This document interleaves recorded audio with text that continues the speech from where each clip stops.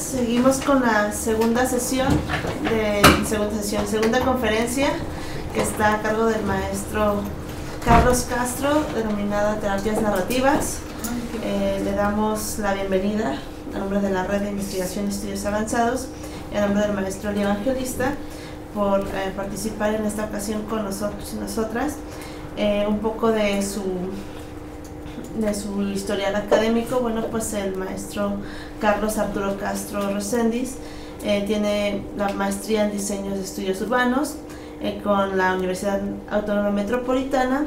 También tiene la licenciatura en Psicología por la Universidad Nacional Autónoma de México, con especialidades en Prevención del Delito en la Universidad de Chile, Administración y Dirección de Proyectos, con el Centro de Innovación y Desarrollo Emprendedor. También tiene la especialidad en Responsabilidad Social Empresarial por el Tecnológico de Monterrey, así como Estudios Urbanos y de la Ciudad por la por la UACM, y también Terapia Narrativa por la UNAM. Sus áreas de especialidad es el diseño de políticas públicas en prevención de las violencias, delito y conductas adictivas, evaluación de impacto y diseño de indicadores sociales, diseño y evaluación de espacios públicos y centros culturales y diseño de políticas públicas con enfoque de género en los derechos humanos. Sin más, pues le damos la bienvenida, como ya lo comenté, y le damos la palabra al maestro. Gracias. Me voy a...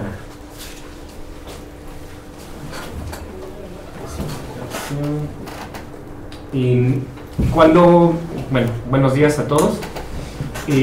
Voy a hablarles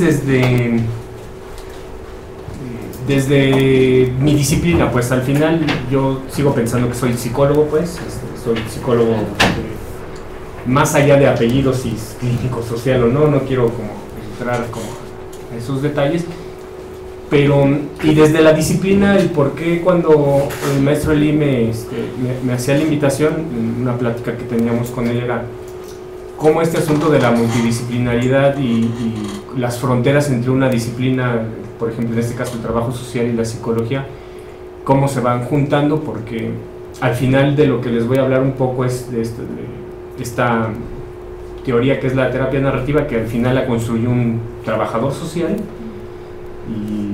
pero que nadie le habla de él como si fuera trabajador social, y todo el mundo piensa que fue una construcción meramente psicológica, pues, ¿no? Entonces, y al final le pongo como título, yo le llamaría así, claves para la intervención social, pues, ¿no? Más allá de, se utiliza mucho, sobre todo en Australia, esta terapia en ambientes clínicos, sobre todo en el mundo anglosajón, pero últimamente se le ha dado un enfoque comunitario. Digo últimamente, me refiero 10 años, porque para sistematizar y hacer ciencia 10 años no son nada, pues. Entonces hace más o menos 10 o 15 años se empezó a darle un enfoque comunitario. Posiblemente es el que más les interese, pero voy a hablar desde los dos lugares, ¿no? Entiendo que muchos estén trabajando en ambientes hospitalarios, entonces voy a andar como haciendo el puente entre lo comunitario, que es donde me especializo más. Tuve afortunadamente también una experiencia trabajando en hospitales en ambientes hospitalarios en la Ciudad de México, pero voy a andar haciendo ese puente, ¿no? Entre lo hospitalario y lo comunitario. Creo que no se desfasan. Hace un rato la ponente anterior les hablaba de una cuestión que voy a estar mencionando mucho, que es la de construcción, porque para la terapia narrativa todos los procesos son procesos de deconstrucción. Ahorita les voy a decir desde dónde, pues. La palabra tiene un sentido muy filosófico, aquí no tanto, pero ahorita es un sentido súper práctico, pero que nos lleva a deconstruir aquello que vemos como normal o natural en la cultura. Entonces ayuda mucho. Voy a ir haciendo ese puente. Entonces fue bastante bueno, pues, escuchar que se pueden ligar lo que escucharon hace un momento con esto. Entonces voy a ir haciendo esos dos puentes, ¿no? Entre lo hospitalario, los ambientes hospitalarios, y la parte comunitaria, porque es ahí donde lo van a poder integrar, y sobre todo pensando que para mi comunidad no nada más se refiere a la idea clásica de comunidad alejada fuera de lo urbano, sino pueden ser comunidades de prácticas. Para mí son comunidades de prácticas, más que comunidades como en un sentido poblacional. Entonces lo hospitalario tiene que ver con ciertas reglas, prácticas, hábitos. Entonces es ahí donde lo vamos a ir viendo. Entonces les voy a platicar un poquitito para los que no sepan de dónde viene, qué es la terapia narrativa, de dónde viene. Entonces un poquito como de historia, no es mucho. Empezó más o menos en los años 70. Michael White, un trabajador social australiano, él trabajaba en un hospital psiquiátrico en Australia, y comienza a identificar que, eso yo creo que lo viven quien tiene experiencia en los ambientes hospitalarios, sobre todo los trabajadores sociales, que hay una jerarquización de las disciplinas y que a veces se invisibilizan las prácticas cotidianas que resuelven mucho en los ámbitos hospitalarios, por ejemplo la de los enfermeros, la de los trabajadores sociales, y están supeditadas al saber médico, ¿no? Entonces el médico, el psiquiatra es el dios en el hospital y es el que tenemos que hacerle caso. Después vendrían siendo los psicólogos, ya después trabajadores sociales o enfermeros y después trabajadores sociales, pues en el menor de los casos. Y él como trabajador social, pero crítico de lo que estaba sucediendo en ese momento, había algo y sobre todo en ambientes psiquiátricos es todavía mucho más estigmatizado, pues esta jerarquía, ¿no? O sea, el saber si es por completo el del psiquiatra y no hay, porque él todavía tiene un rango superior al del médico general.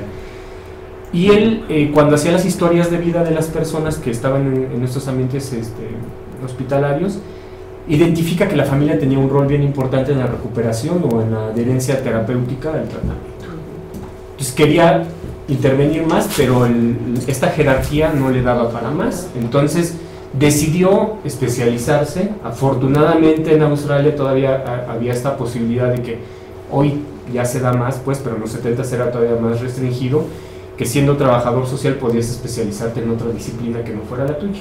Y entonces estaba más abierto esto multidisciplinario, ¿no? Las fronteras no estaban tan marcadas, y él toma una especialidad en terapia familiar, que en ese momento era como, estaba de moda, pues, ¿no? Ustedes como trabajadores sociales utilizan mucho algunos conceptos de la terapia familiar, sobre todo genealogías y como la estructura familiar.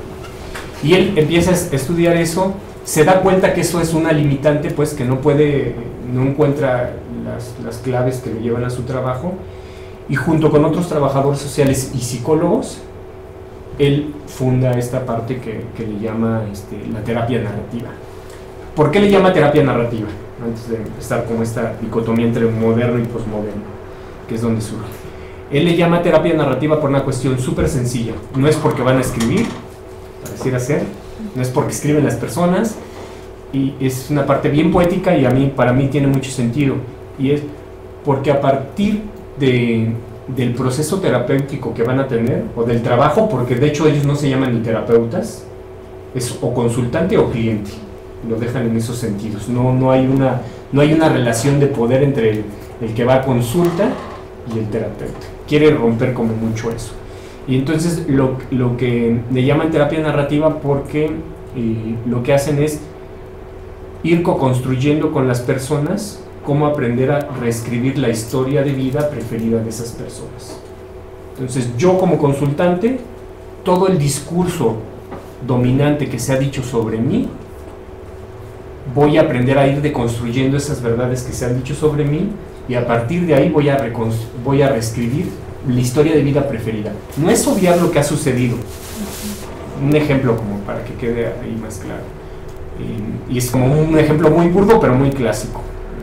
Pensando ahorita que está de moda el bullying, ¿no? Los niños que dicen, oye, es que es muy latoso, desde chiquitito ha sido latosísimo, así ha sido toda la vida. Se construyen verdades o discursos dominantes sobre ese niño que sin saber si sean ciertos. Y puede tener una historia de abuso o de violencia desde pequeño hasta la adolescencia. Lo que se hace con esa persona es ir trabajando aquellos discursos que han quedado omitidos por el discurso dominante y comenzar a reescribirlos, reescribir esa historia que queda oculta sobre el discurso dominante. No es inventar nada, es ver esas historias que no están, que quedan eclipsadas por el discurso dominante.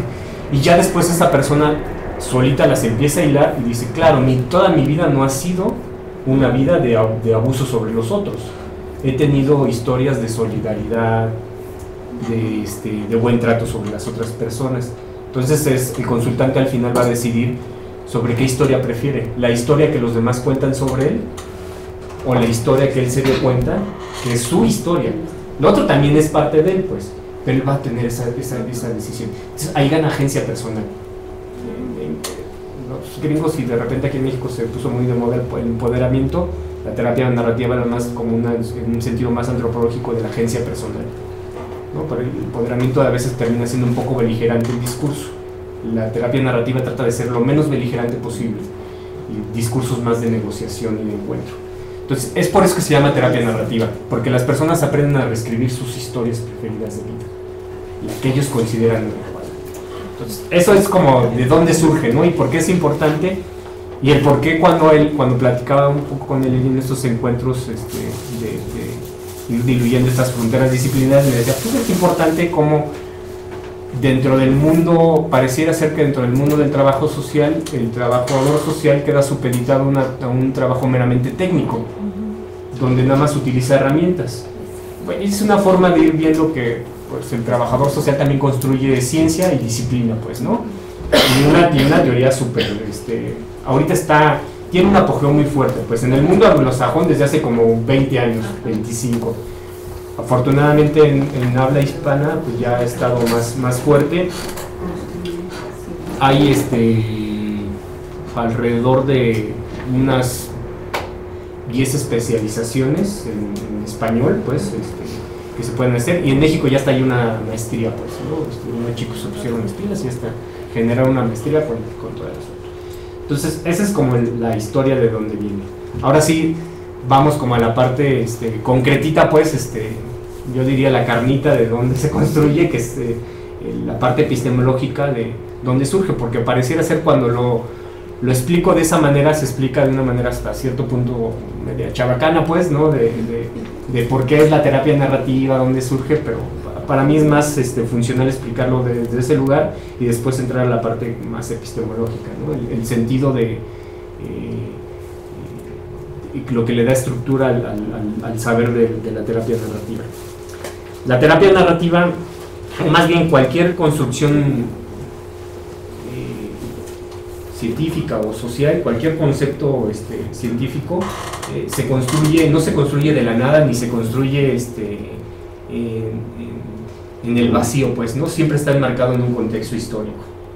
Si no somos capaces de estar siempre dando estos bandazos de por qué lo dice esta persona, dónde lo dice, en qué año lo dice y por qué lo dice en ese lugar, va a carecer de sentido lo que estamos aplicando o diciendo, pues, ¿no?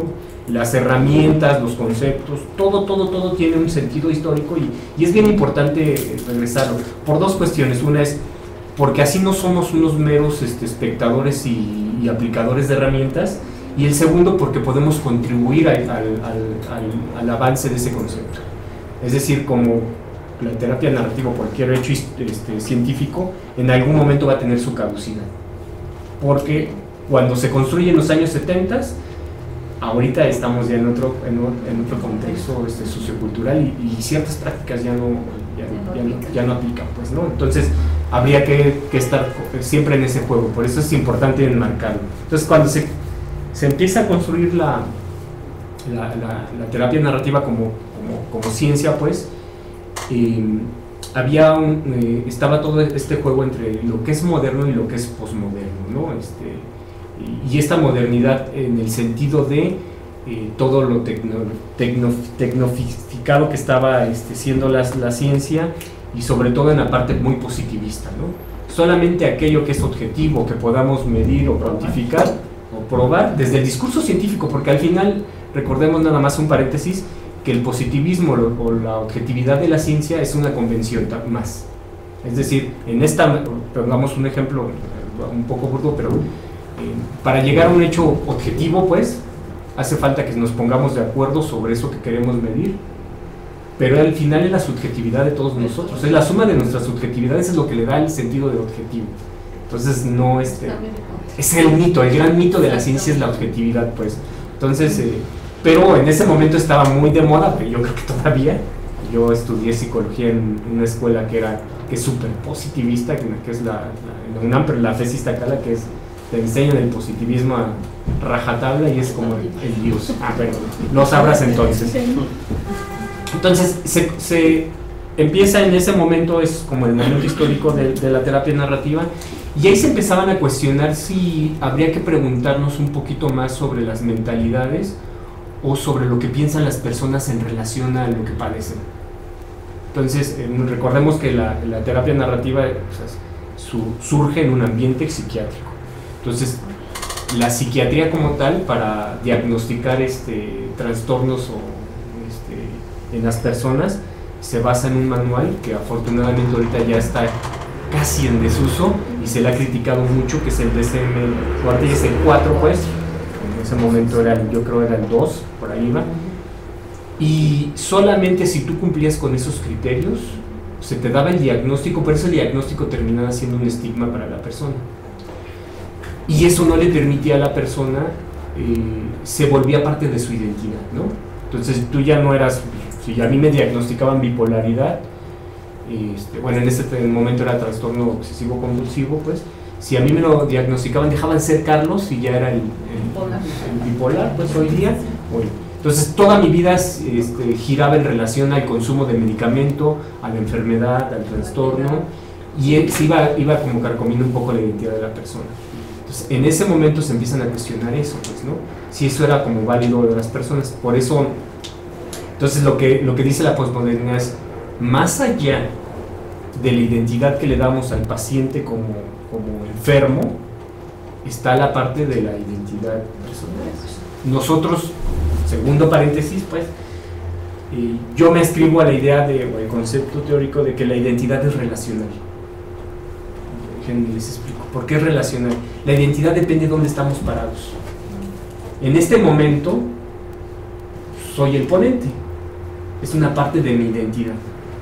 Pero si yo ahorita voy a la casa de mi mamá, en ese momento a mi mamá no le importa que yo haya venido a dar una compra. Yo soy su hijo. Y en ese momento adquiero ese rol de hijo. Cuando llego a mi casa, pues a mi hijo le va a importar poco que sea el hijo de mi mamá o que haya venido acá. Él dice, pues a mí tómame en brazos, ¿no? Y cárgame. Yo soy el papá, porque estoy haciendo esas prácticas como padre. Entonces es relacional. No quiere decir, no es psicótico el asunto, no es que me ande poniendo máscaras todo el tiempo, sino más bien depende del lugar donde estoy, voy a tener ciertas prácticas culturales y esas me van a dar una identidad. No es que sea la suma de todas esas identidades, es que parte de eso se va jugando todo el tiempo. Entonces rompe un poco con el esquema de la modernidad de decir, tú eres eso y eso vas a ser toda tu vida. Es estática por completo. La idea de la modernidad y con esta idea de identidad relacional es que no necesariamente soy eso que dicen que soy mucho más que eso. Y una prueba es que pues, ustedes están en el trabajo, ustedes mismos, ¿no? Pueden poner el ejemplo por lo que hacen en su trabajo, en sus casas. Ahorita pues son estudiantes, ¿no? Ahorita no necesariamente son trabajadores, aunque estén como estos puentes, ¿no? Todo el tiempo es como si estuviéramos tejiendo una champita, un suétercito, pues, ¿no? Entonces todo el tiempo estamos tejiendo nuestra idea, nuestra vida y nuestra identidad en eso, por eso es relacional. Entonces ahí rompe ese esquema, ¿no? Y rompe porque todas, dice, el discurso moderno es objetivo, una identidad única, y el discurso posmoderno es la subjetividad es importante, lo que piensen las personas es importante, nos interesa saber qué es lo que piensan de ellos mismos y de sus enfermedades, y sobre todo la identidad es relacional, no es estática, todo el tiempo nos andamos moviendo de un lado a otro. Otro elemento importante son las transformaciones sociales, ¿no? Lo que se pensaba que valía la pena era el trabajo del individuo, el uno a uno. Entonces en esos momentos dicen, bueno, trabajemos un poco más con el ambiente exterior, con un poco más amplio, y empecemos a trabajar con las comunidades. Lo que nos dan las comunidades sobre todo es entender el contexto más amplio.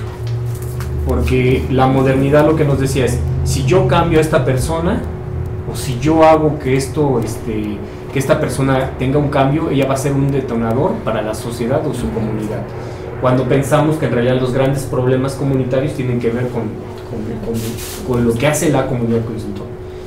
Voy a recuperar un poquito del ejemplo que me gustó, lo que mencionaban hace un rato en la ponencia anterior, y era esta idea de cuando te dicen que tú eres como este cambio de tú tienes que reciclar, reusar, y sin pensar, y nos dejan esa tarea importante a nosotros como individuos, sin pensar que es un problema social, que no nada más tiene que ver con que yo sea el que haga el cambio en mi vida, sino que tiene que ver con que todos lo hagan, porque de nada sirve que yo haga eso en mi casa si al final las políticas públicas para el reciclaje o como todo lo que tiene que ver con esas canetas no están funcionando. Entonces es por eso que ese es un elemento bien importante en los fundamentos de la terapia narrativa, ¿no? Se trabaja muchísimo más con las comunidades que con los pacientes. Sí, otra vez, cuando me hablo con comunidades, son comunidades de prácticas. Entonces empiezan a trabajar con las comunidades de las personas que están en los centros psiquiátricos, ¿no? Entonces todos los pacientes es una comunidad, porque todos tienen prácticas culturales bien delimitadas en ese espacio. Otro elemento importante y que le da como en la torre a todo este asunto es, en los 70, sobre todo en ese momento, empieza a haber unos cambios sociales bien fuertes, que es la flexibilización laboral, ¿no? Todas esas conquistas laborales, y cuando mi papá trabajó, entonces dijo, pues de aquí me voy a jubilar y toda la vida, y entonces voy a tener mi jubilación y ya no tengo que andar buscando trabajo, y hasta podían tener casa y comprarse sus cochecitos, ¿no? Ahí empiezan a haber esos cambios bien importantes en los 70s, y eso implica también cambiar la idea o el concepto que tenemos de individuo. La persona, ya no estamos en un estado de bienestar, el estado de bienestar ya se fue, pues, entonces empieza a haber cambios, y esos cambios se ven reflejados en la dinámica de cómo las personas se relacionan una con otra. Entonces eso es importante para los terapeutas narrativos. No nada más era pensar en el contexto inmediato del paciente, sino abrir el contexto más amplio. Los derechos humanos, ¿no? En términos de salud, tratamiento, dignidad. Hoy día ya se habla mucho, sobre todo los que trabajan en ambientes hospitalarios, de yo quiero otra segunda opinión sobre mi tratamiento, yo necesito ver mi expediente. Yo de manera personal, nada más esto como anécdota, hace poco tuvimos una cuestión ahí de salud de mi pareja, y cuando le pedimos el expediente a la doctora que nos vio la primera ocasión, no nos lo dio, pues nos dejó de hablar literal, porque íbamos a pedir otra segunda opinión. Nosotros tenemos el derecho, o sea, como paciente tenemos un derecho de que nos den eso. En los 70 no se pensaba ni siquiera remotamente en que los pacientes tenían derechos. Era, tú estás loquito, tú te vienes al hospital y aquí te vamos a regresar a la normalidad, ¿no? Entonces eso está en juego, pues no nada más es una cuestión teórica de ver cómo vemos al enfermo, sino también ese no es enfermo, sino tiene derechos, ¿no? Entonces tiene derecho a ver su expediente, a un segundo tratamiento y a saber qué es lo que están haciendo. Y la última, que es esta que les hablaba, ¿no? Están las miradas de la ciencia, ¿no? Los modelos positivos versus los modelos subjetivos. No quiere decir con esto que echemos en saco roto todos los avances del modelo positivista. Yo creo que la gran importancia o relevancia del modelo positivo es el rigor, pero el rigor está en los mismos modelos subjetivos que positivos. O sea, no hay si uno hace ciencia, debe de hacerla con rigor. Entonces puede hacerla pensando en que yo quiero estudiar las mentalidades de las personas o cuál es la subjetividad de los pacientes, y eso no le quita ningún rigor si lo hago con el rigor del modelo científico, ¿no? Pero siempre estar pensando que ese es como el gran mito de la ciencia, es que solamente aquello donde yo me desmarco es aquello en lo que yo puedo estar parado. Y yo creo que eso es fundamental, sobre todo el trabajo que hacen los antropólogos con esto de ir a las comunidades y las observaciones participantes y hacer más etnografía y sentirse parte de ese proceso. Entonces, ese es desde donde, como en términos sociales, en ese momento surge la terapia narrativa. Está en ebullición, y por eso es que a estas personas no se les prende el foco a Michael White nada más porque sí, ¿no? Estaba en ese contexto histórico donde todo estaba pasando y dice, pues claro, tengo que hacer algo, pues, ¿no? Ante eso. ¿Cómo era visto cómo era visto el ser humano, pues, ¿no? En ese momento, y cuál es la diferencia de cómo es visto con el discurso moderno versus el discurso postmoderno? Ya en términos ya concretos de la terapia narrativa. El discurso moderno por ejemplo, en este caso me voy a basar mucho en el discurso de la psicología, ve al ser humano cuando va como un paciente. Es decir, tú tienes una enfermedad y yo te voy a curar. Hay una normalidad y una no normalidad. El discurso postmoderno lo ve al ser humano como un ciudadano. Por eso es que le llama consultante. De hecho, no hay en la literatura, cuando uno lo revisa, tanto en la anglosajona como en la francoparlante, que son las que más se escriben de terapia narrativa, cuando hablan del que va a terapia narrativa, no hay una homogeneización de cómo hablar. Algunos le llaman consultante, otros le quieren seguir llamando pacientes, otros le llaman el que viene a terapia. O sea, no hay ¿por qué dice el derecho a bienes? Ese sería un discurso como más más desde lo cívico, ¿no? De la ciudadanía. Puede ser. Usuarios, también hay quien le dice usuario. Entonces le llama lo ve como un ciudadano, ¿no? Otro elemento súper importante de cómo es visto es que desde la modernidad el médico, el terapeuta o el psiquiatra es un discurso de experto sobre el paciente. Es decir, tú vienes aquí a escuchar lo que yo tengo que decir sobre ti. Yo te voy a decir lo que debes de saber sobre ti mismo que no sabes. Y dices, ah, caray, pues no se supone que... Y el discurso postmoderno dice, no hay expertise. Y por el contrario dice, el único experto aquí eres tú, porque el único experto sobre tu vida eres tú. No hay nadie que sepa más de tu vida cotidiana que tú. Así es que yo soy un meramente co-constructor de lo que tú vas a crear. Entonces no hay ese discurso de experto. Y eso es bien importante, sobre todo en general en la ciencia, en cualquier disciplina, a veces se llega con un discurso de saber. Cuando hace rato, otra vez pareciera que no estaba escuchando, pues escuchaba lo que decían. Era, cuando decías, en anteriores exposición decían de crear conciencia, ¿no? Yo también ayer me ascribo a esta parte de no crea conciencia ante nadie, pues ¿en qué papel estás jugando? Pues, ¿no? Llegas, es un facilitador de procesos, pero no le creas conciencia a nadie, pues, ni que las personas no tuvieran procesos ahí. Entonces, la terapia narrativa también habla desde ese lugar, ¿no? Tú no eres experto, tú eres experto en algo que has ido aprendiendo en el transcurso de los años, pero es cómo facilitar procesos. Pero el único experto en la vida es esa persona. Tú no le vas a decir nada de lo que ella ya sabe. Y eso la verdad es que abre un mundo de posibilidades, porque genera más creatividad de la que nada más llegar con el manual y decir, la persona tiene esto. La otra es que se cosifica, ¿no? Es decir, al ser humano lo cosifican por completo. Es decir, esto que les llamaba de, bueno, pues, tú eres mujer y las mujeres nada más sirven para esto, tú eres un enfermo, yo pongo mucho este ejemplo de mi mamá, mi mamá tiene tiene un problema con la diabetes. No es diabética, ella tiene un problema con la diabetes, ¿no? Y entonces su vida hasta cierto punto, hasta hace algunos años, giraba en relación a sus horarios estaban destinados en relación a la medicalización, su comida, todo lo que ella hablaba era en relación a la diabetes. Hasta que entendió que ella era más que la diabetes. Y entonces ya no estaba cosificada su identidad como tal, ¿no? ¿Y qué es lo importante de eso? Es que desresponsabiliza a la persona. Pongo el ejemplo, pues pensando, por ejemplo, un adicto, una persona que tiene problemas con el alcohol o que tiene problemas con alguna droga ilegal. Se le cosifica por completo y se le dice, es que es alcohólico, entonces no puede controlar su manera de beber.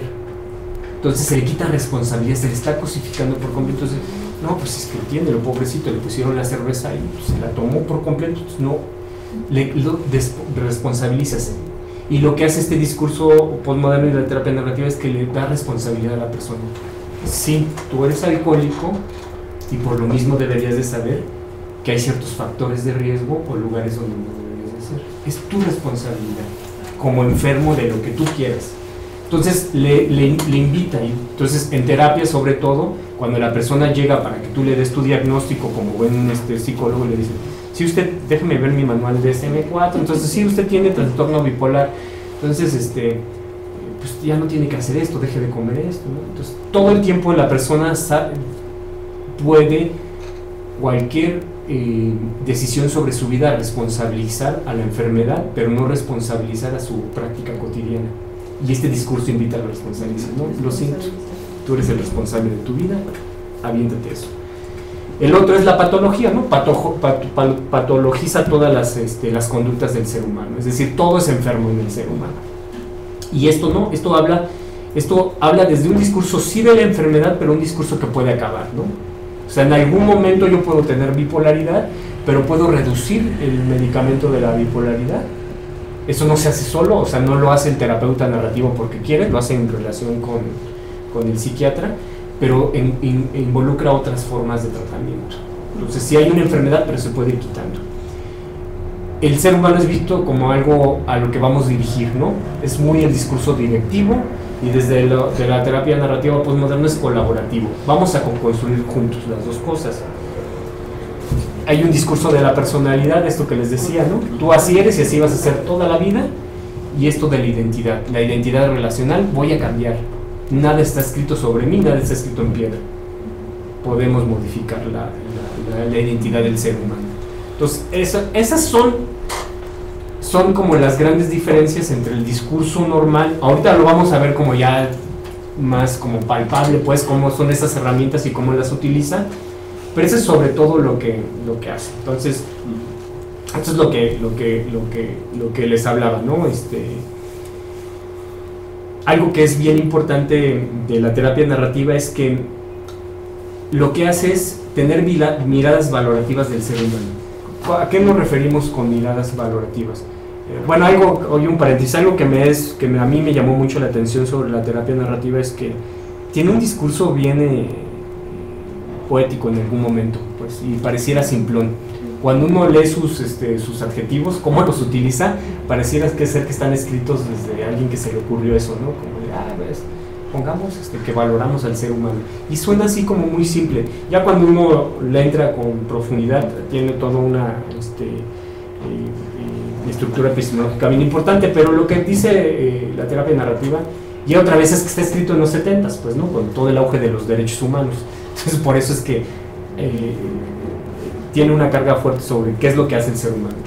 Y lo que hace con esas miradas valorativas es que son dos conceptos súper importantes, que es la persona no es el problema. Suena a canción de Arjona, pues, pero no es ahí. La persona no es el problema. Y literal, el problema es el problema. El problema de mi consumo de alcohol es el consumo de alcohol, pero yo no soy el alcohólico. O sea, el problema es cómo me relaciono con el alcohol, pero yo sigo siendo José. Y José es un trabajador que hace porque entonces totalizas a la persona por completo. Entonces, esas son las miradas valorativas. Voy a ver más allá del discurso dominante, más allá de la patología, más allá de lo que se dice de esta comunidad, de este problema. Entonces, ahora voy a jugar un poquito como en estos puentes que les decía. Pensemos como en un contexto más amplio. Para los que están aquí en el DF, ¿no? Que voy a poner como ejemplo. ¿Qué se dice de la colonia más peligrosa de la Ciudad de México, ¿no? La Morelos. No, ni vayas por allá porque es un nido de ratas, todo está feo, te van a robar. Es más, huelen el miedo, son como los perros, ¿no? Los habitantes de Tepico. Si tú vas y sacas dinero, te huelen y ya dicen, ese está marcado, ¿no? Como la letra escarlata, pero esta es la letra no sé, del miedo. Entonces ya te van a robar. Y son puros discursos dominantes sobre una comunidad que lo que hace es totalizar esa comunidad como violentos, rateros, salvajes. Y en realidad, si tuviéramos una mirada valorativa de esa comunidad, encontraríamos un discurso de solidaridad, de tenacidad, de trabajo, Porque, sí, porque no nada más eso encuentras en la modelos, pues encuentras muchísimas más cosas, pero el discurso dominante se ha encargado de eso. Entonces, son discursos dominantes sobre una comunidad o sobre una persona, siempre va a estar así. Y lo que hace la terapia narrativa precisamente es deconstruir esos discursos dominantes. ¿Qué es lo que se dice de esa comunidad? Ninguna comunidad por sí misma es problemática o violenta. No hay nada totalizante en el mundo, eso es una parte del discurso. Estos absolutos que tiene la ciencia sobre los demás, la terapia narrativa dice, no vayamos por ahí, vayamos a discursos más relativos. Si una persona, dices, no es que, por ejemplo, los niños, no sé si aquí alguien trabaje, aquí, ya después los que estén viendo en los departamentos de nefrología, ¿no? Por ejemplo, los discursos que se dicen sobre esos niños son catastróficos, ¿no? Algunos no van a salir, otros les va a costar mucho, no van a saberlo. Y el trabajo que viene en relación con las mamás o los papás, los cuidadores de niños, es bien frustrante, ¿no? Porque es mucho trabajo. De entrada ya le están diciendo todo eso sobre el tratamiento que tiene que tener el niño. Entonces la adherencia terapéutica es mínima, porque van a decir, todo eso tengo que hacer para salvarle la vida o para que el niño esté con una vida normal. Entonces lo que hacen es totalizar en la identidad del niño esa enfermedad. Si hubiera miradas valorativas, podría decirse, más allá de lo que se dice, lo que tú tienes, es decir, no hay que obviar ni hay que quitar el foco que tiene un problema físico, pues es una enfermedad, pero es cómo vas a lidiar con esa enfermedad.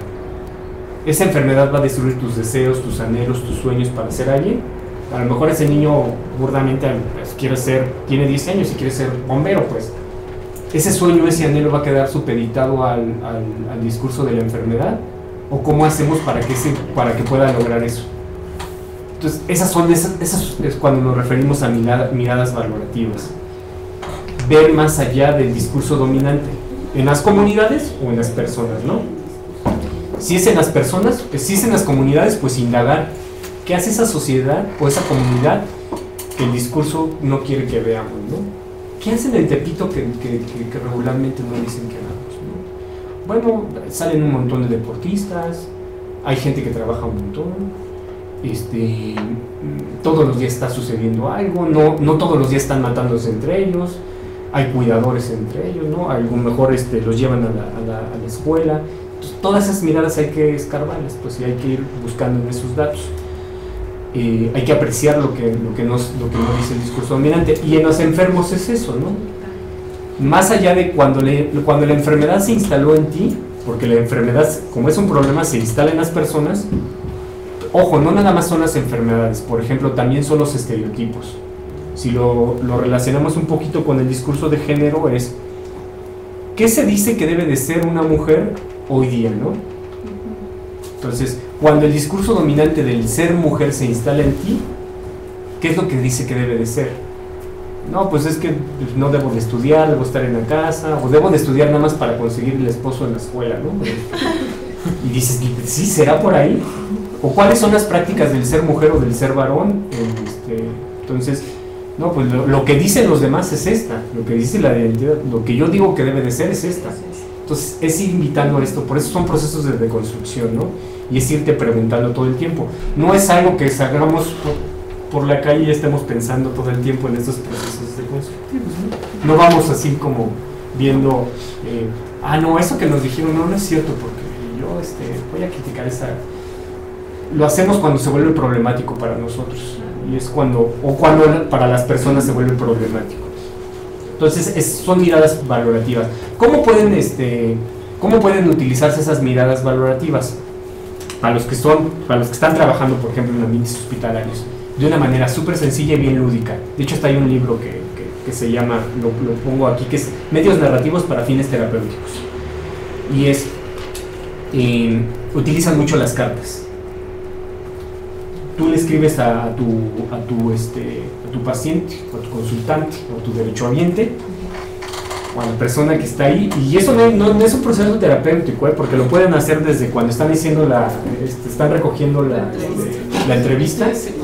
Sí, porque ahí se dan cuenta de muchos datos que regularmente no van a quedar registrados en estos estudios. Son súper... Es una cédula cerrada. Sí.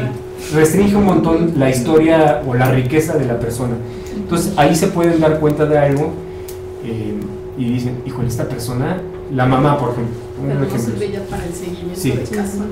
Oiga señora, pues es que usted viene desde La Marquesa, o desde Oaxaca. Desde Oaxaca viene al hospital, al pediátrico, ¿no? Al de pediatría, porque el niño está ahí.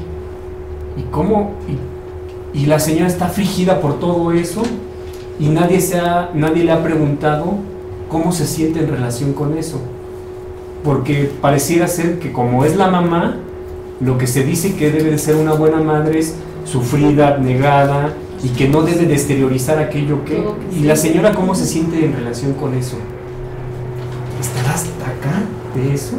O estará asustada, porque o estará es la asustada, primera vez que sale de su lugar. Y no sería conveniente tener una mirada valorativa de la señora y devolverle una carta donde le diga que eso que usted está haciendo por su hijo, ¿qué significa o qué quiere decir de usted? No, pues es que no, lo que yo hago es normal porque es lo que deben de hacer todas las mamás. ¿Segura que deben de hacer eso todas las mamás? No, bueno, es lo que me enseñaron a mí que deben de hacer todas las mamás. ¿Y no estará de repente harta en relación con eso? No, pues sí. Uno puede anotar eso y devolvérselo en una carta y hablarle de esa mirada valorativa. Pues, pongo un ejemplo mío personal, pues, ¿no? Pareciera ser que yo tengo amigos hasta...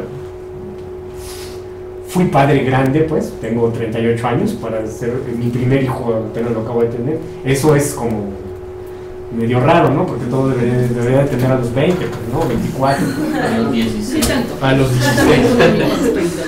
Pero se dice acerca del ser padre como si fuera la cosa más linda y hermosa del universo. No es cierto, pues, ¿no?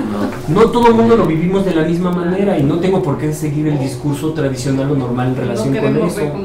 Y hay días en los que me tiene hasta aquí ser papá y quisiera mi vida de regreso, pues, ¿no? y decir, pues sí, pues ya cambió, pero yo oigo discursos en relación con eso. Y no quiere decir que los otros discursos estén mal. Yo estoy construyendo el discurso, el mío, no el de los demás. Si alguien quiere decir que sigue siendo un mundo maravilloso, está bien, pero es invitar a deconstruir eso. Y si yo pienso que mi mundo maravilloso es porque sigo una práctica cultural ya establecida y normalizada, y la quiero seguir, está bien, pero al menos me di el chance de construirla y de decir, eso no quiero o eso sí quiero. Y eso es como a lo que hay que ir invitando. Pero regresando con estos ambientes hospitalarios, cuando uno le escribe esas cartas o esos documentos a los pacientes y les dice, oye, es que lo que tú estás haciendo no nada más estás siguiendo las pautas culturales sobre el ser madre, estás haciendo más que eso. Estás devolviendo esa mirada valorativa a una persona que tiene que transportarse 300 kilómetros de distancia, que no tiene dinero para hacer eso, que está perdiendo el trabajo, que la enfermedad, el problema que es la enfermedad, está arruinando a esa familia y no lo quieren reconocer.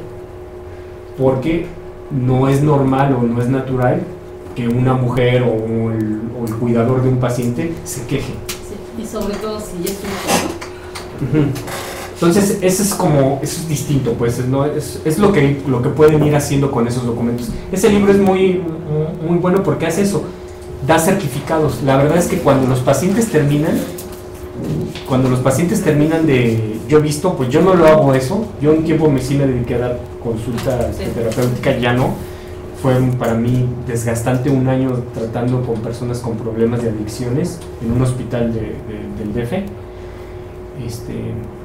40 pacientes a la semana, durante un año terminé agotadísimo, dije, no es mi mundo, pero hay quien sí les da un certificado, así como un diploma. Cuando terminas tu diplomado o cuando termina uno la licenciatura, le entregas el diploma y le dices, a nombre de que acabaste con la enfermedad que estaba siendo un problema para ti. Esas cosas tan sencillas no las inventan tampoco. Por ejemplo, tiene todo un trasfondo epistemológico. Hay una antropóloga estadounidense, surge a partir de que ella empezó a identificar que había muchas personas que estaban jubilando en Estados Unidos a cierta edad, pues, y había muchas regiones en Estados Unidos donde eran adultos mayores. Entonces dijo, ¿qué está pasando ahí? Y empezó a preguntarse sobre las historias de vida de esos adultos y encontró que ellos ya se vivían como jubilados y que su vida había acabado por completo. Entonces empezó a crear lo que él le llamó clubes de vida.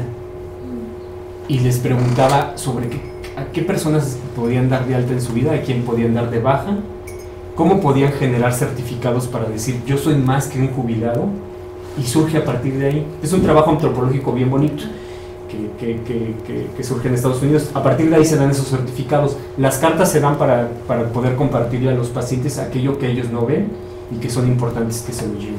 Entonces ese libro habla sobre esos trabajos terapéuticos como medios, pues, ¿no? Como fines o herramientas.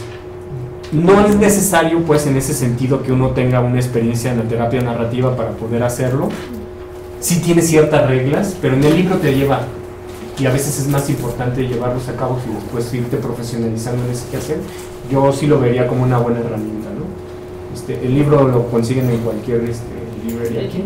Está un poquito caro porque es una editorial media cara, pues, pero digo caro porque los libros no deberían de ser tan caros, pues, 400 pesos son, no es tan accesible, pues, pero es muy bueno.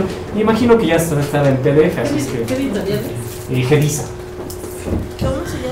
se llama? Se llama Medios Narrativos para Fines Terapéuticos. Igual que Barbie.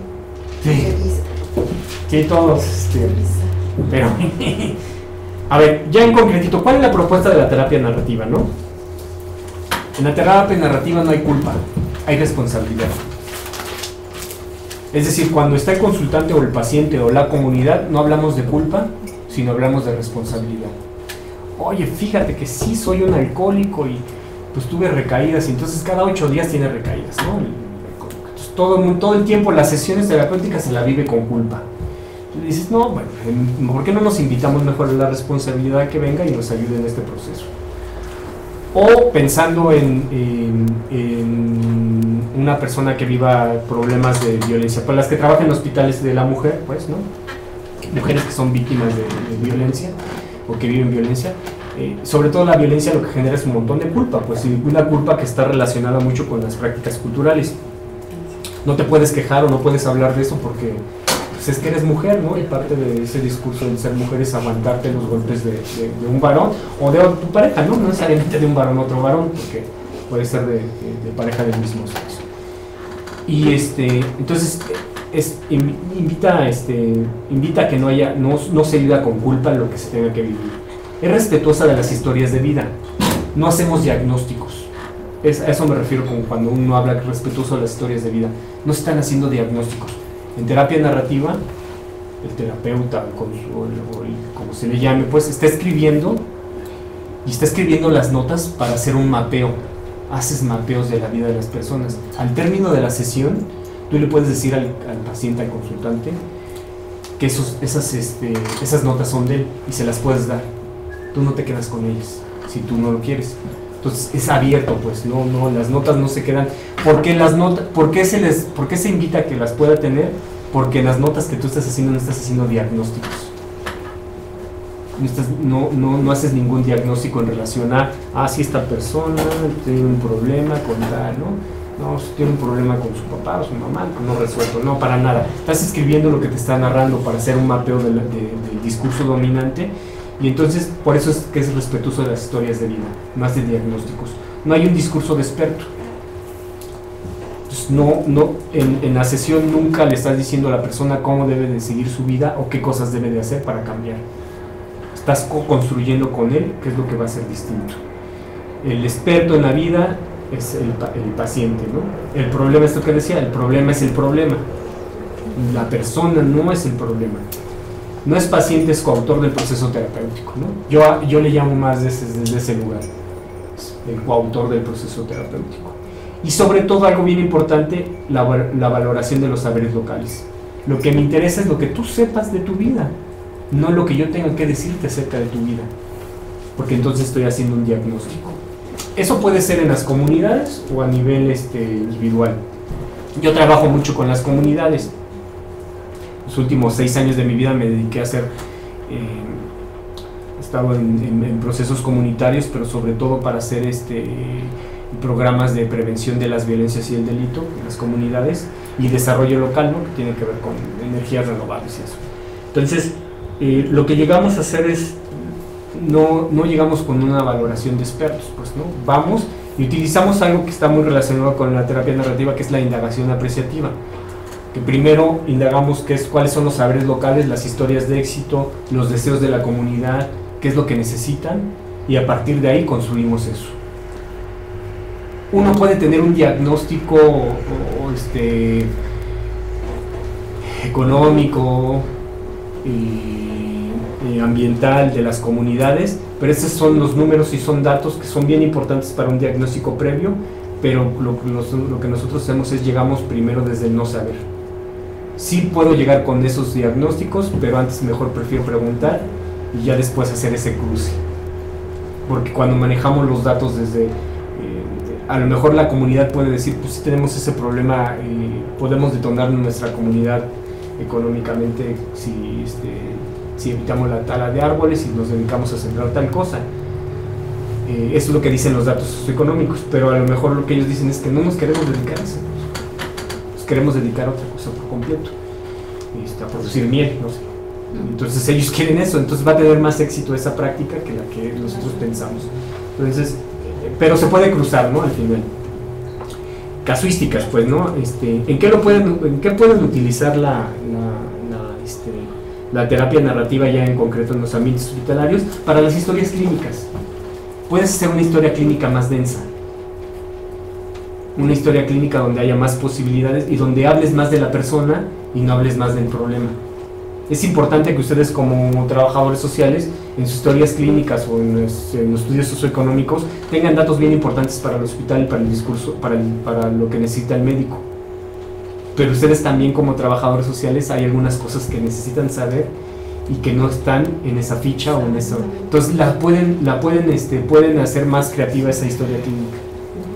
Pueden poner algo que no, y ¿por qué digo que pueden ponerlo? Porque ustedes trabajan también con ese ser humano que puede ser el paciente o el familiar o el cuidador del paciente y que es un ser humano. Entonces necesitan datos que deben estar reflejados en ese expediente y que regularmente no están reflejados porque lo único que importa es el dato médico o el dato socioeconómico.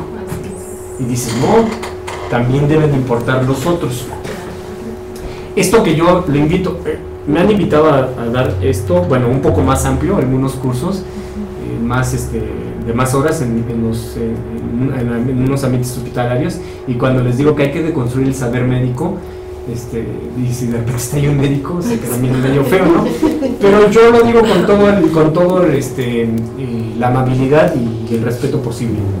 El discurso médico no es un discurso único, pues, ¿no? Hay que deconstruir eso que el médico está pensando que y de entrada desde una cosa bien sencilla, son médicos, no son doctores. Entonces, empecemos desde ese lugar, ¿no? Llamémosle como son, y a partir de ahí vamos deconstruyendo esto que dice el médico, sobre todo pensando en que los que están en ambientes hospitalarios lo más importante es la adherencia terapéutica. Y si no hay adherencia terapéutica, la persona puede estar yendo. Y desde cosas, puedo poner como dos ejemplos bien importantes. Las 3 enfermedades de mayor prevalencia en México son curiosamente, las 3 son las que se tienen más datos para prevenirlas: obesidad, hipertensión, diabetes. Están bien relacionadas con estilos de vida. Y curiosamente son las de mayor carga del sistema médico. Son las que representan mayor carga en el sentido de delays. Los delays son los días perdidos por discapacidad. Así se mide la parte médica en México, ¿no? ¿Cuánto nos cuesta una persona que ya no fue, porque tuvo que ir al chequeo, al tratamiento o al control de esas 3 enfermedades? Esa persona ya o no fue a la escuela, o no fue al trabajo, o si es ama de casa, no cuidó a los hijos, y pues eso también es un trabajo, ¿no? Y también se puede cuantificar, ¿no? Se puede monetarizar eso. Esas son pérdidas económicas. Si lo podemos ver como en términos económicos, son pérdidas que se tienen. Y curiosamente, cuando se contabilizan, deberían, ahora ya está ahí el comercial de la canción pegajosa del IMSS, ¿no? De más vale prevenir. Pero durante casi 10 años fueron las que mayor carga tuvieron al sistema de salud pública, y que eran las que se podían prevenir, y que el discurso médico estaba relacionado a nada más cambiar los hábitos de alimentación o decirle a la persona que hiciera ejercicio. Pero ¿cómo le puedes decir a esa persona que haga ejercicio si entre las 8 horas que se avientan del trabajo más las 2 horas que hace de Iztapaluca a Santa Fe para limpiar el corporativo y las otras 2 de regreso, ya son 12 horas? Si bien le va, ¿cuándo va a tener como esos tiempos? Ahí es la deconstrucción del saber médico. El médico le puede decir como la receta mágica: señora, usted tiene que hacer, o señor, usted tiene que hacer ejercicio, deje de consumir también esta comida. Pues lo único que venden en esos espacios es eso. Cuando uno hace la historia clínica un poco más amplia, dice, bueno, es que esta persona hace 12 horas, ¿no? A lo mejor habría que encontrar el espacio, el lugar. Entonces no hay esa adherencia terapéutica porque no hay ese tiempo. Entonces hay que ver como el contexto un poquito más amplio. Por eso es que hay que deconstruir ese saber médico, ¿no? Pues el saber médico no es un saber en el que hay la última palabra, absoluto, pues. Lo que les decía, las casuísticas, ¿no? Esta parte de las cartas. En las cartas uno aprende a validar los recursos de las personas, y por recursos me refiero a lo que ellos saben hacer, que ha quedado invisibilizado por el discurso dominante. Los deseos, los anhelos y los sueños de las personas. Entonces uno puede trabajar esa parte. Los procesos de duelo, ¿no? Hay un trabajo bien bonito que es sobre duelo que hace la terapia narrativa, que es, y sobre todo agarraron el ejemplo de México. Pues México tiene esta tradición de cómo vive la muerte, aunque creo que ya hemos abusado de cómo vivimos con la muerte con lo que le pasa al país, pero bueno, lo que tiene es un trabajo se llama Aprendiendo a bailar con la muerte. Y es cómo se vive la pérdida, y lo viven de una manera bien importante, porque es a partir de las cartas las personas le siguen escribiendo a quien se fue o a quien se murió, le siguen escribiendo de cómo se sentirían orgullosos ellos de ver cómo están lidiando con la muerte del ser querido. Entonces ya no viven el proceso de duelo como un proceso nada más egoísta desde la pérdida de pues te lloro porque te me fuiste, ¿no? Sino, híjole, lo estoy viviendo mal porque no estás conmigo, pero te sentirías orgulloso de saber que estoy aprendiendo a lidiar con eso. Entonces, y se llama Aprendiendo a bailar con la muerte. Entonces, si quieren se los envío, pero y ya está, es un artículo que se trabajó mucho, y agarraron el caso de México, tiene una tradición bien importante en relación con eso. Creo que sería importante. También el duelo de trabajo con personas con discapacidad, el duelo de haber perdido algún miembro, de ya no tener esa movilidad que tenían antes, ¿no? Entonces también es un duelo para ellos porque pierden algo. Bueno, ahí sería importante que si lo vives desde ese lugar, es como ¿cómo trabajas con, por ejemplo, si alguien ya no tiene una pierna, ¿no? Esa pierna era importante porque le daba movilidad, pero también hablaba de él, pues, que hacía ejercicio, no sé, el trabajo. Hay un trabajo que le llaman, no me gusta cómo lo utilizan, pero si quieres te lo paso, al final se lo puedo pasar por correo, más bien yo envío por correo, ya se lo pueden subir. Pero hay un chileno que es terapeuta narrativo que trabaja y le llama árboles de vida, y lo trabaja con personas que han vivido la prostración de algún amputación de algún miembro. Le llaman prostración, no me gusta cómo se oye, pues, pero él lo trabaja así, y son puros casos de personas que se llaman árboles de vida, y trabaja solamente casos de eso. Entonces eso te puede servir. Si tú trabajas nada más eso, te puede ser de mucha ayuda, porque ahí vas encontrando cómo se hace, qué es lo que trabajan con ellos. Y son trabajos lúdicos porque terminan hablando de la vida de la persona a partir de un árbol, ¿no? Entonces, eso lo puedes ir viendo. Si son procesos de duelo, pues no necesariamente tienen que ver con muerte. Aprendiendo a bailar con la muerte, sí es cuando se va. Apego al tratamiento o adherencia terapéutica también lo puedes trabajar, ¿no? Y tiene que ver con cómo invitas al paciente, porque se dice mucho, por ejemplo, eso es un caso que me tocó con un niño que tenía leucemia, ¿no? Y que todo lo trataban con algodones, era todo, pues, tiene leucemia, no la va a librar, se va a morir. Y entonces todo era en relación con la enfermedad, y el niño tenía un deseo de jugar, de ser futbolista. Entonces se hablaba poco de su sueño de ser futbolista. Entonces, como lo importante era el tratamiento y que tuviera adherencia terapéutica, pero no lo vinculaban a adherencia terapéutica con los sueños del niño. Entonces pues era como el peor error, porque el niño decía, lo vivía desde el terror ir al hospital, ¿no? Entonces decía, pues es que yo también quiero jugar fútbol. Entonces, no vinculaban eso. Por eso es que es importante irlo como vinculando los sueños, deseos de las personas. Y el trabajo comunitario tiene que ver con la acción social y el desarrollo socioeconómico de las comunidades, ¿no? ¿Y a qué me refiero con eso? Es esto que les hablaba. Sí, y ¿por qué cuando vamos a hacer trabajo comunitario no lo vivimos desde cuáles son los deseos, sueños y anhelos de las comunidades? ¿Qué es lo que quieren hacer esas comunidades para con ellos? ¿Y cuáles son los discursos o las historias de éxito comunitarias? ¿Por qué no nos preguntamos primero eso y no llegamos primero desde el discurso tradicional, que es, en esta comunidad hay un déficit?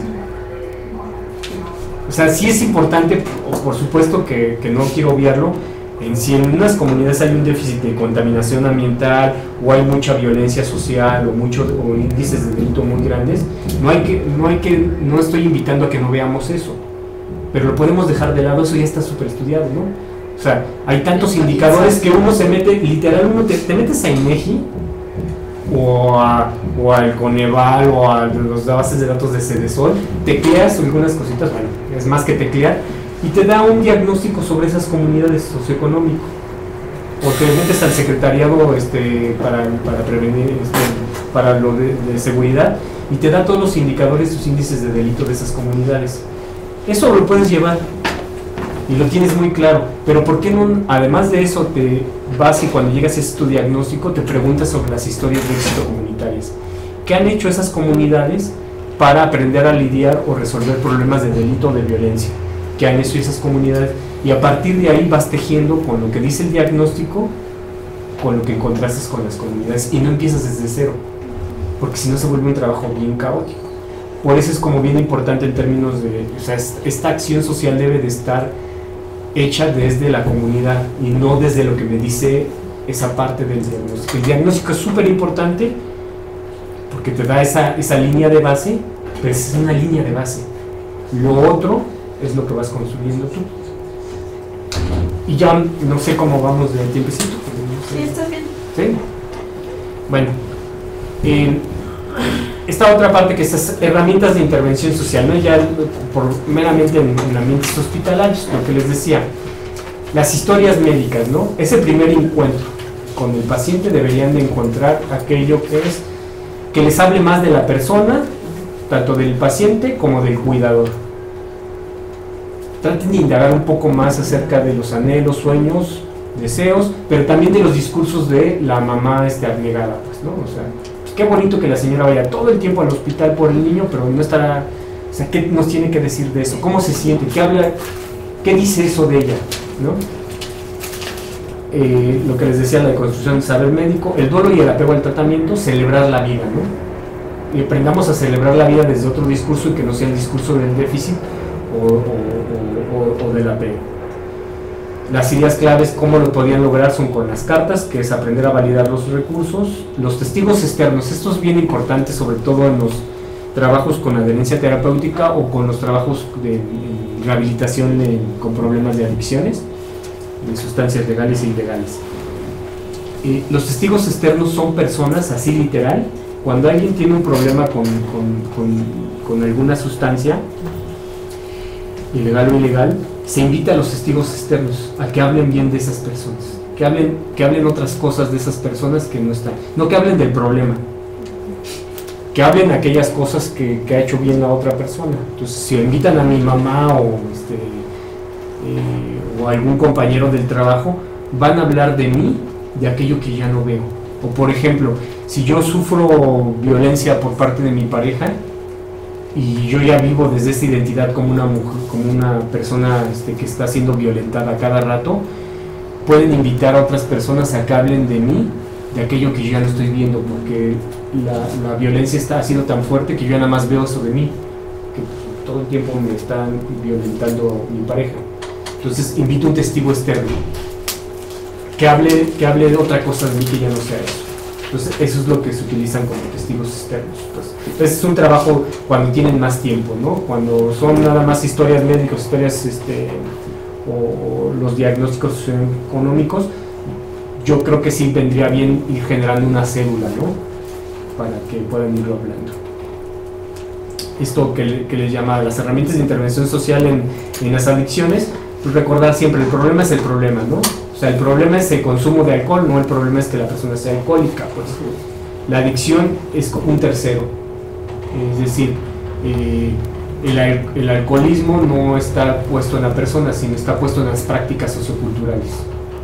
El alcoholismo termina siendo una práctica sociocultural, pues, ¿no? ¿Está catalogado como enfermedad? Sí, pues sí, por supuesto, pero también está bien relacionada con prácticas. O sea, sobre todo, nadie nace siendo alcohólico, o no hay árboles, así como hay árboles de manzanas, no hay árboles de chupes, pues, ¿no? Entonces, el alcoholismo es un camino en que llegó esa persona, o la adicción a cualquier sustancia ilegal o ilegal, por prácticas socioculturales. No llegó ahí nada más porque sepa rico. Piensen en sus experiencias de alcohol, y las primeras no fueron así de, uy, qué bueno sabes que es whisky de 18 años, ¿no? Pues toman, o sea, se consumen cosas, o los jóvenes hoy día consumen, pues, mezcal, dicen, de tonallita, pues, ¿no? Entonces, no sabe rico, pues. Entonces, pero tiene que ver, uno lo relaciona con prácticas socioculturales, que es con generar identidad, con verse como ser parte de. Entonces, tiene que ver con eso. Entonces, por eso es que la adicción siempre es un tercero, porque tiene que ver con esas prácticas. Si uno aprende a rastrear esas prácticas y a cortar esa cadena de esas prácticas, pues es más fácil quitar ese problema de la adicción. Hoy día, de hecho, ya hasta los discursos más de las neurociencias hablan de que en realidad sí se recuperan las neuronas, y hablan de que la plasticidad del cerebro puede llegar a tal nivel que la adicción ya no la ven como una enfermedad meramente neuronal. Ya no es aquello que nos decían que así va a ser toda su vida, pues, esa persona. Siempre estar pensando en discursos dominantes, historia preferida de vida. ¿Qué es lo que dicen de mí que soy y cuál es mi historia preferida de vida? Tanto como comunidad como persona. Y migrar, al final es eso. La terapia narrativa es una migración de saberes, ¿no? Esto es lo que dicen de mí, lo que soy, pero es mi historia preferida, entonces voy a migrar de esa historia dominante a la que yo prefiero. Por ejemplo, algo que les preguntaba mucho, para que quede más claro cuando trabajaba con pacientes con problemas de alcohol, yo les preguntaba mucho, ¿qué impacto tiene el alcohol en tus pensamientos, sentimientos y relaciones? Háblame del impacto que tiene en cómo te sientes tú o lo que estás pensando y cómo afecta a las relaciones. No me hables en función de ya perdí el trabajo, háblame cómo te sientes en relación con el consumo de alcohol. ¿Cuáles son las promesas que te hace el alcohol? El alcohol hace promesas bien seductoras. Me vuelve más sociable, puedo tener contacto con los demás. Hay promesas en relación con el alcohol, pues, ¿no? Pongo esto porque son como cuestiones ¿qué planes y ideas tiene el alcohol para tu futuro? No, pues cada fin de semana ponerme hasta el full. Esos son los planes del alcohol hacia el futuro. Entonces, siempre le estamos preguntando al consultante o al paciente en relación como si el alcohol fuera alguien más, fuera un tercero, por eso es que hablamos de un tercero. Lo quitamos, es como si lo pusiéramos aquí y ahí está. Y le preguntamos porque el alcohol tiene eso, pues, ¿no? Entonces, las preguntas se preguntan desde ese lugar. ¿Qué tanto estos planes están de acuerdo con tus propios planes para el futuro? Los planes del alcohol es que yo me la pase bien, que me la pase bonito. Pero ¿cuáles son mis planes hacia el futuro como persona? No, pues es que todo el fin de semana tengo un montón de trabajo, pero si me pongo muy borracho, pues ya no voy a hacer nada, ¿no? Ni siquiera voy a sacar a mis hijos a pasear, ni voy a hacer mi trabajo, ni nada. Entonces ahí hay como vamos tejiendo entre lo que quiere el alcohol para tu vida y lo que tú quieres para tu vida, ¿no? Por ejemplo, en la violencia, ¿no? Eso que les mencionaba. En contextos de violencia hablamos mucho a testigos externos, que pueden ser personas o comunidades en relación a qué tienen que decir ellos de esas personas, que no sean nada más alguien que vive violencia. Tratamos de rescatar mucho las esperanzas y los sueños y generamos clubes de vida. ¿Cómo preguntamos, no? Cuando una persona por fin deja nos dice que no nada más es una persona que ha vivido violencia, le preguntamos, ¿qué diría esto sobre los sueños y esperanzas que tienes sobre tu futuro? O sea, es decir, le preguntamos a la persona, cuando logra romper la cadena de la violencia, ¿y qué dice eso de ti como persona? Pues que ya no soy dejada, sí, pero ¿eso qué dice de ti?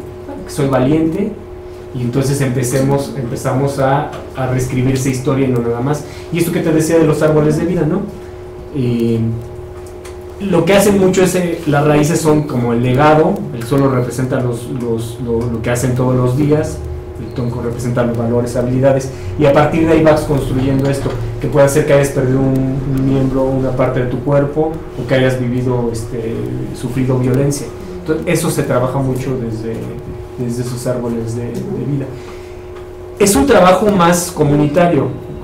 Cuando veas los artículos vas a ir encontrando que difícilmente se trabaja como a nivel individual, sino se trabaja en grupo. Entonces son trabajos que se hacen en grupo. Y en comunitario, cuando la terapia narrativa se utiliza mucho, se utiliza para autoayuda en procesos comunitarios, es decir, cuando, por ejemplo, yo no sé si recuerden cuando fue lo de las Torres Gemelas en Nueva York,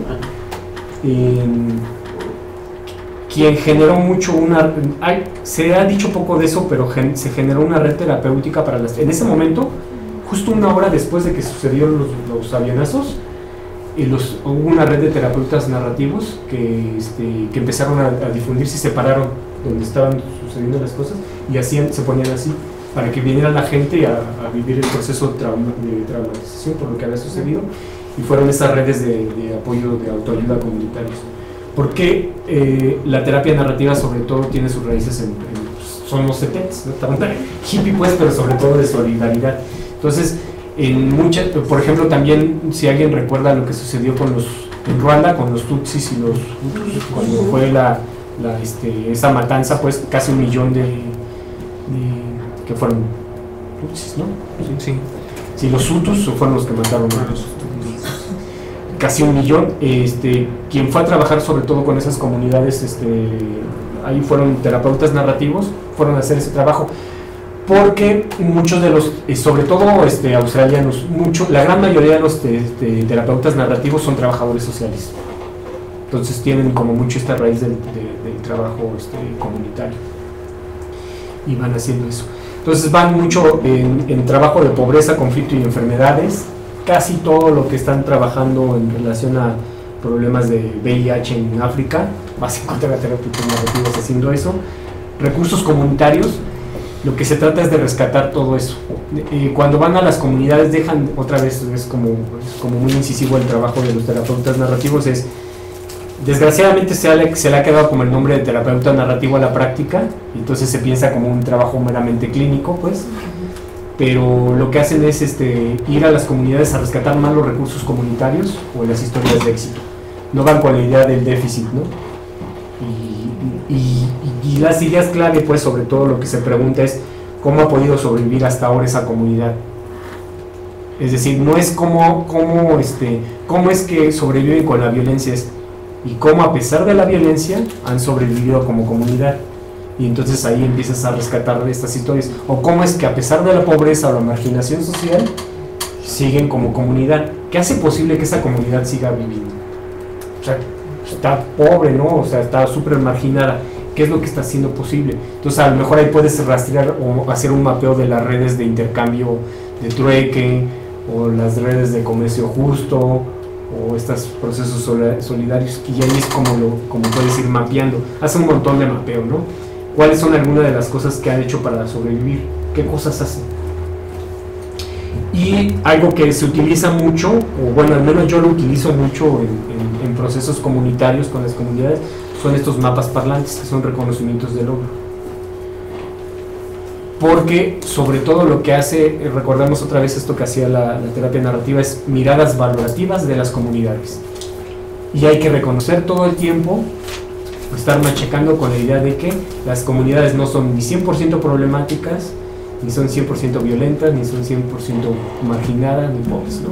Entonces hay que estar siempre reconociendo aquello que están haciendo bien. Entonces los mapas parlantes sirven mucho para eso.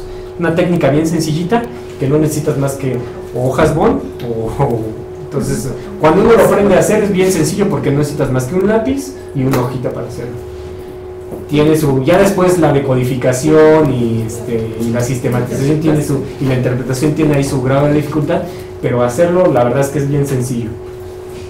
Y esas son como las bondades, pues lo quise hacer como lo más abarcar la mayoría de los ambientes o estas casuísticas donde se emplea. Si quieren profundizar, podemos hacer como dos cositas. Una es, o les envío información de artículos de las casuísticas y de los sitios donde pueden descargar la información. Afortunadamente hoy día ya casi todo está en español, ya hace unos 5 años todavía casi todo estaba en inglés y francés, ahora ya está en español. Les menciono que ya hasta hay una maestría aquí en México, está en Puebla. Les puedo enviar como donde, pues, si alguien quiere profundizar a nivel autodidacta o si alguien se quiere profesionalizar, también cómo hacerlo. No participo en ninguno de esos grupos, así es que no es propaganda, pero es bueno pues que haya como estos procesos de profesionalización. Fíjense que hubo una experiencia que desafortunadamente no se dio, pero ahora que estaba de moda este asunto del bullying, la Secretaría de Educación del DF quiso generar un trabajo para trabajar el bullying, cómo lo viven las comunidades educativas del bullying, cómo lo viven, no cómo hay que intervenir. Y iban a hacer un grupo piloto, ya estaba el presupuesto, me invitaron a mí a participar en ese, iban a hacer 60 terapeutas narrativos o colaborativos, ¿no? Porque así se les llama a estas nuevas como tendencias de la terapia, ¿no? Es más colaborativa para resolver los problemas que de puros diagnósticos. Y sí, se iba a echar a andar en diciembre, pero desafortunadamente alguien decidió que no era como una buena idea y entonces quitaron todo lo que habían invertido de presupuesto, de personal, y ya lo echaron atrás. Era una muy buena idea de hacer algo distinto en relación con cómo se hace el trabajo comunitario desde la terapia narrativa, pero ya no está ahí.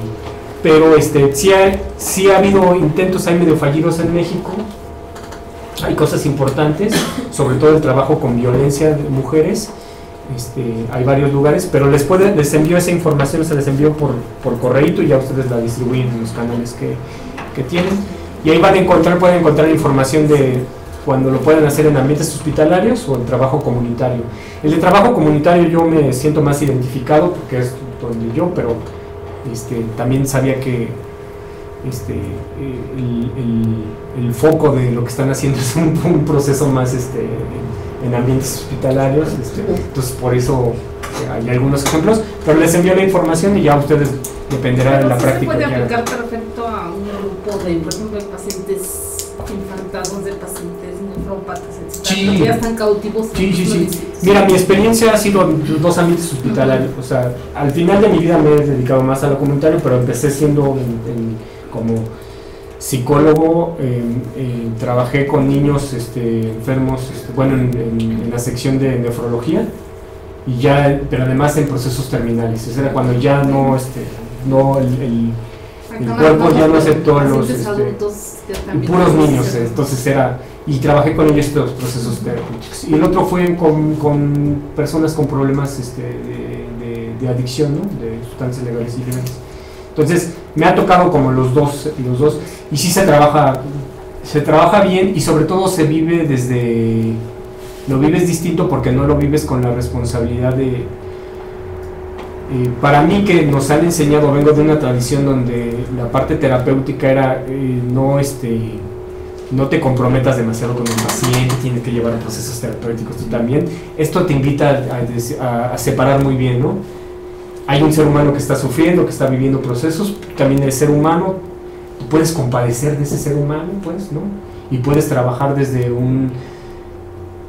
una ética más humana, pues, por así decirlo, y no una práctica profesional que te restringe esta separación, ¿no? O sea, yo no puedo separar que cuando alguien está viviendo un proceso de duelo, o que el niño se va a morir y me está hablando de la muerte, o cómo está viviendo la muerte, yo esté en mi papel del saber y de decir, no, sí, este niño, y haciendo el proceso de duelo de este niño está en una etapa. O sea, a mí también me duele y puedo sentir eso, porque mi identidad como persona me lleva a pensar que pues, tengo sobrinos, tengo hijos, hoy ya tengo un hijo, pues, pero no lo puedo dejar de obviar, pues, y lo puedo poner en el centro de la discusión con el paciente y decirle, ¿sabes qué? Esto que me estás diciendo me recuerda a lo que viví en tal momento, y te dice, mira, entonces hay una referencia más humana en ese trabajo. Es como diciendo de construir el diagnóstico médico, la intervención. Sí, la intervención médica. Entonces ahí en ese proceso sí lo haces, ¿no? Ya en el proceso más acabado con el coautor o el consultante, lo que vas deconstruyendo son esas ideas que él ha construido culturalmente en relación con lo que él hace. Si es una persona que ha vivido violencia, ¿por qué sigue padeciendo la violencia, no? Si es mujer, sobre todo, ¿qué lo lleva? O si es un perpetrador de violencia que es un varón, pues, porque por ejemplo, hasta ahorita, hasta hace como 5 años empezó a trabajar con los varones que ejercían violencia contra las mujeres. Pero antes pareciera ser que nada más tenían que trabajar, o la moda era trabajar con las mujeres que vivían la violencia. Y es que hay que empoderar a la mujer. Este güey se va a divorciar, perdón por la expresión, pero se divorcia de la mujer y entonces va con otra y le sigue golpeando. ¿Y qué no tienes que trabajar con el que también ejerce la violencia? Y no como en un asunto de cortar la cadena, sino ¿por qué está ejerciendo esa persona esa violencia? ¿Qué lo lleva a esas prácticas violentas? En algún lado, otra vez esa persona no nació violenta. En algún lugar aprendió esas prácticas violentas. ¿Por qué no trabajamos entonces con el contexto más amplio que es la comunidad, pero también con esa persona? Y esa persona va a aprender a deconstruir esos ejercicios de poder y de violencia en relación con los demás. ¿Qué es lo que me hace a mí como varón? O otro ejemplo.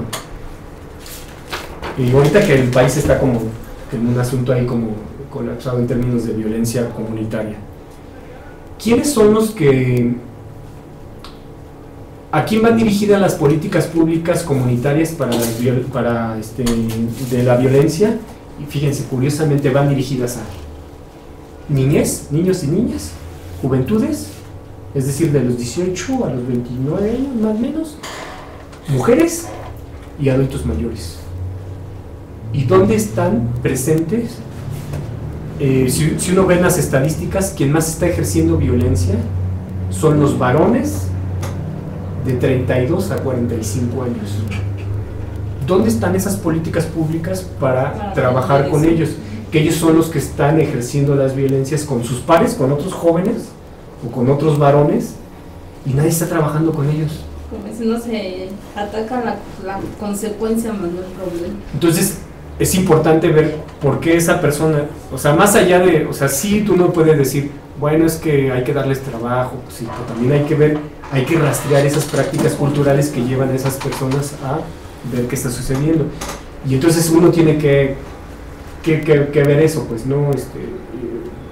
Por eso yo cuando escuchaba cuando llegué que escuchaba que la anterior, en la anterior exposición les decían que más allá de, o sea, el trabajo que hacen ustedes en intervención, posiblemente no es que tengan que andar trabajando con los contextos amplios, pero sí mirar y voltear un poquito y decir, esto está sucediendo también. Entonces, a lo mejor mi trabajo no es ir a las comunidades, estar en el hospital, pero si en mi historia socioeconómica o en el expediente que ustedes utilicen hay una cédula donde además pueden anotar eso, y después hay una, hoy día le llaman pomposamente el Big Data, ¿no? El Open Data, que es los datos abiertos, o el Big Data es como las grandes cantidades de datos que hay, pero si todos los hospitales tuvieran esa interconexión y se genera en cada hospital esa cédula donde viene, hoy esta persona viene de tal comunidad y está ejerciendo esta violencia, o la persona que le ejerce violencia a esta persona, estas características, y se vacía en una base de datos y se le da un seguimiento, se hace un procesamiento de esos datos, pues se pueden hacer cosas maravillosas. Pero ahí viene la cédula, entonces en la cédula ya no nada más viene cuántos hijos tiene, eso es lo que uno puede hacer como derribando estas fronteras disciplinares, ¿no? Que permiten poco, y eso es deconstruyendo un poquito el saber médico, el asunto del poder. ¿En serio nada más debe de venir esto en la historia clínica o debe de venir más cosas? Nos da como mayor posibilidad. Yo tuve una experiencia con una asociación civil de una persona que es bien generosa para el maltrato infantil y generó una plataforma en línea sobre indicadores puras métricas, ¿no? Indicadores econométricos de cuándo sabes que un niño está en peligro de padecer maltrato infantil, ¿no? El síndrome del maltrato infantil, o del niño maltratado. Y lo que esta persona generó era ese sistema, que esa plataforma en línea, y lo que le decían era que nada más lo debía de poner en los hospitales. Y ella dijo, no, lo tienes que poner en las escuelas públicas, en los hospitales, en el MP, y se me va el último, y entonces es una red que está conectada. Entonces llega el trabajador social, hace la historia, entonces llega el niño porque no está aprendiendo bien el niño en la escuela. Entonces, ¿por qué no está aprendiendo bien? No, pues lo clásico, ¿no? Pues hay que ver si no le hacen falta lentes o no está comiendo bien. Ya. Pero ves ahí que tiene el síndrome del niño maltratado, entonces lo ves, inmediatamente lo puedes valorar, lo metes en el sistema. Si no tienes sistema, lo puedes hacer a mano, pues, lo pueden hacer. Pero lo puedes vincular con el hospital más cercano, porque lo que pasa mucho con los niños que sufren maltrato infantil es que los llevan de un hospital a otro. Y no hay, o sea, tú puedes ir a un hospital, tú golpeas a tu hijo, lo llevas a un hospital y ya se cayó, ya te lo componen, pues. A la siguiente golpiza que le das al siguiente mes lo llevas a otro hospital, y entonces no hay ese seguimiento. Curioso, pues, pero así está diseñado como ese sistema. ¿A quién le interesa que ese sistema siga?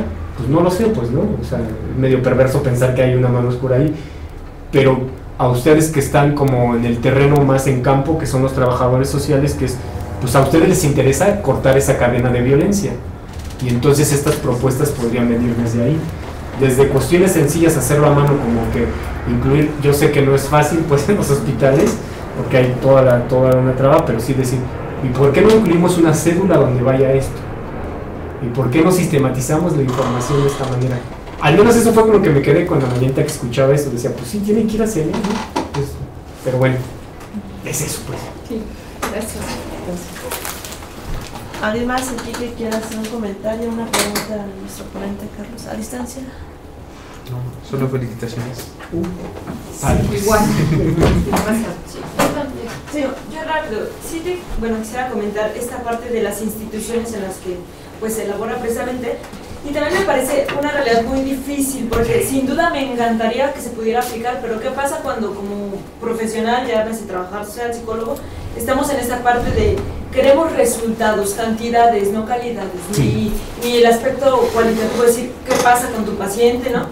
De pronto llega un paciente y al día siguiente se tiene que ir de traslado a otro hospital y bueno, llegas muy contenta. Me llamaba mucho la atención esa parte del tiempo, ¿no? De decir, yo estaba en una institución, eran 40 personas en una semana, con una jornada laboral de 7 horas, porque hay que quitarle la comida, ¿y qué haces, no? ¿Qué más puedes hacer? Sin duda me hace muy importante, ¿no? Pero este aspecto de los resultados que te piden también las instituciones, ¿no? Queremos cantidad. Sí, fíjate, no, tienes toda la razón. De hecho, o sea, no hay que olvidar como eso que decía en un momento, el contexto en el que está uno, ¿no? Y pareciera que el trabajo que uno tiene en las instituciones es casi artesanal, con pocos recursos. Claro. O sea, siempre, la necesidad siempre va a ser mayor a la cantidad de recursos. Casi regla como económica, ¿no? Y de economía, pues. Pero yo sí creo que una buena herramienta que puede ayudar a no hacerlo como a corto plazo, pero sí a largo plazo, es en los procesos de sistematización. Si uno demuestra con números, si tiene como es ordenado y hace un proceso de sistematización de tu práctica o de la práctica del departamento, porque a veces el departamento es una sola persona, ¿no? Claro. Entonces, si uno va llevando como ese proceso y no le urge la cotidianidad o no te come la cotidianidad, uno puede ir demostrando a largo plazo que ese proceso puede ser distinto. ¿Qué herramientas hay? Y si hay varias herramientas, que a lo mejor no era como esto, pero uno puede ser la administración de proyectos, es decir, cómo uno puede agarrarse de la metodología de la administración de proyectos o de la misma tecnología. Yo soy un encantado de la tecnología. Hoy día ya hay aplicaciones en el celular o en las tabletas o en la compu. En algunos hospitales no hay nada de eso.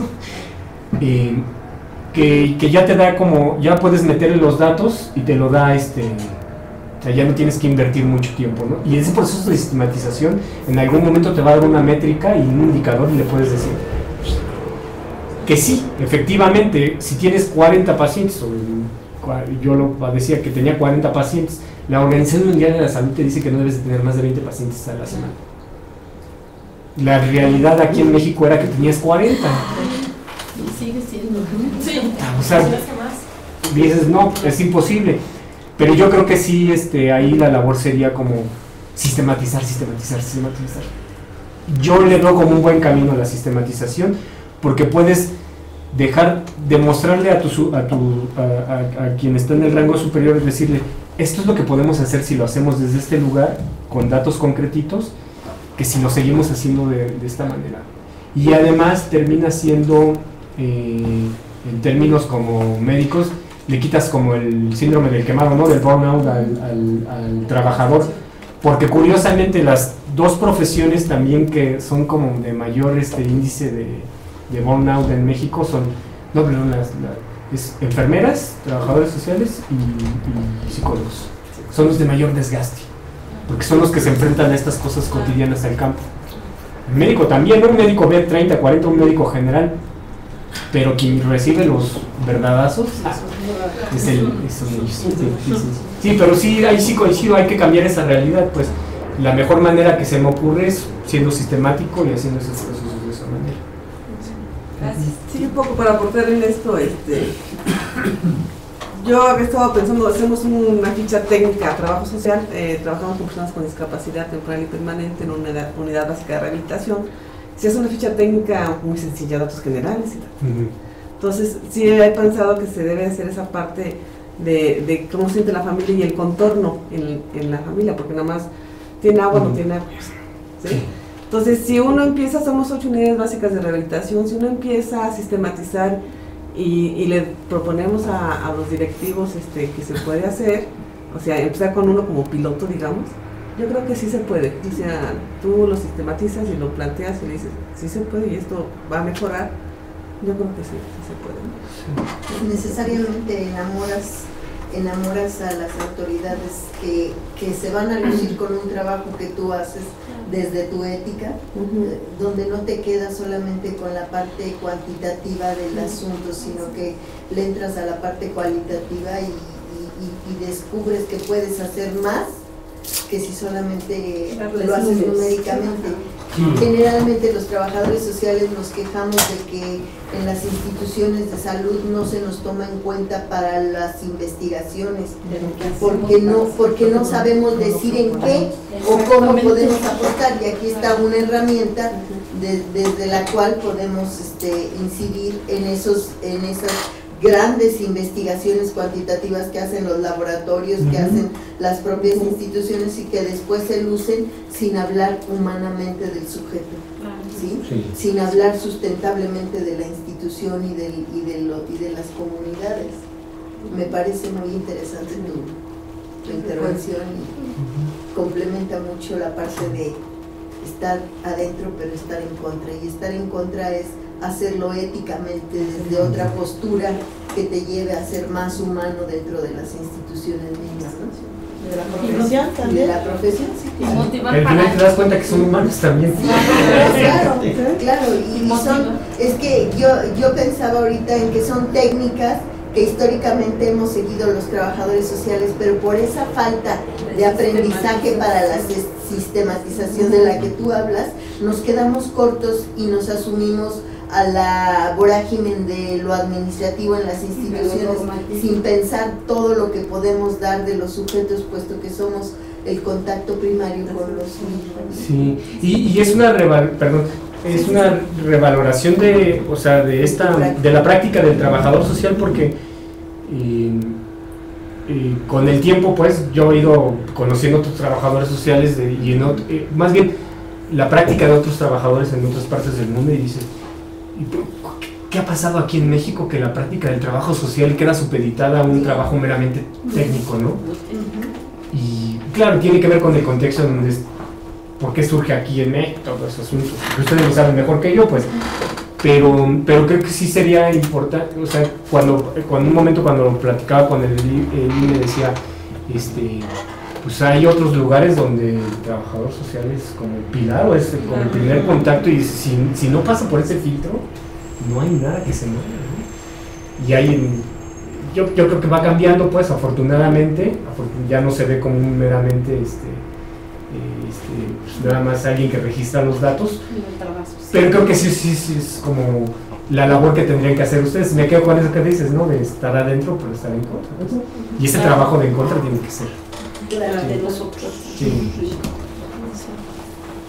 Bueno, pues sin más comentarios, hacemos entrega de la constancia al maestro Carlos Castro por su participación en el diplomado con el tema Terapias Narrativas a nombre de la Red de Investigaciones, y del maestro Eli Evangelista, que no pude llegar hoy, pero ya no tarda en venir. Muchas gracias. Gracias.